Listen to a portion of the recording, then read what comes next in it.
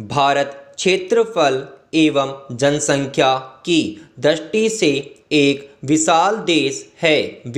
यहाँ विभिन्न राज्यों में अलग अलग भाषाएं बोली जाती हैं, किंतु जो भाषा संपूर्ण राष्ट्र को एक सूत्र में बांधती है वह है हिंदी।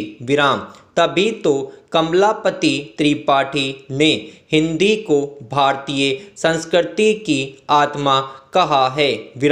निसंदेह विभिन्न कालखंडों के दौरान विदेशी आक्रमणकारियों के यहाँ आने और आकर बस जाने से हिंदी भाषा को समृद्ध होने का अवसर मिला।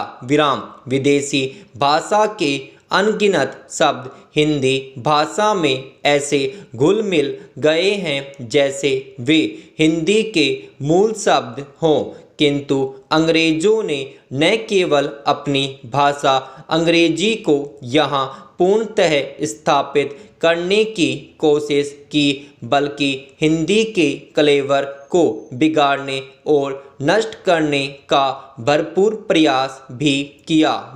पैराचेंज फलस्वरूप भारत में दिनों दिन अंग्रेजी भाषा का वर्चस्व बढ़ता चला गया। धीरे धीरे भारतीयों के मन मस्तिष्क में यह बात बिठा दी गई कि बिना अंग्रेजी भाषा को आत्मसात किए वे जीवन में आगे नहीं बढ़ सकते, सफलता की बुलंदियों को नहीं छू सकते। इस प्रकार हिंदी को अपने ही देश में अपने अस्तित्व की रक्षा करने के लिए संघर्ष करना पड़ा। अंग्रेजों की गुलामी के दौरान भारतवासियों ने किस प्रकार जन जन में बोली जाने वाली अपनी भाषा हिंदी के अस्तित्व को बचा तो लिया, परंतु वे इस भाषा पर अंग्रेजी के अनावश्यक हस्तक्षेप को रोक पाने में सफल न हो सके, जिसके कारण हिंदी अंग्रेजी की पिछलगू भाषा बनकर रह गई। पैराचेंज स्वतंत्रता प्राप्ति के पश्चात हिंदी को राजभाषा का सम्मानजनक दर्जा तो मिल गया, परंतु यह तब भी राजकाज की भाषा न बन सकी।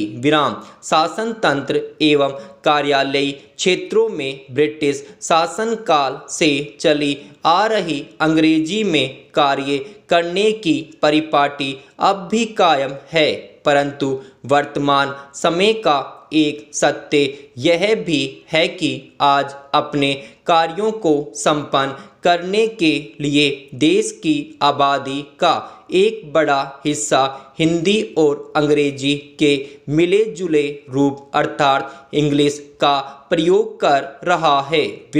हिंदी भाषा बोलते समय अंग्रेजी के शब्दों एवं वाक्यों के बहुतायत में प्रयोग करने की स्थिति में सामान्य बोलचाल की ऐसी भाषा को इंग्लिश नाम दिया गया है। पैराचेंज प्रयोग की दृष्टि से भाषा के सामान्यतः दो रूप होते हैं, साहित्य सर्जन की भाषा एवं सामान्य बोलचाल की भाषा।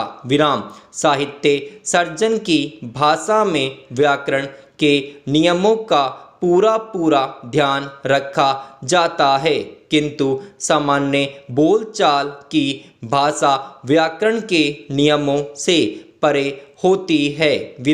सामान्य बोलचाल की भाषा में समाज एवं क्षेत्र का प्रभाव स्पष्ट नजर आता है। किसी भी भाषा में दूसरी भाषा के शब्दों का प्रयोग इसका एक अच्छा उदाहरण है।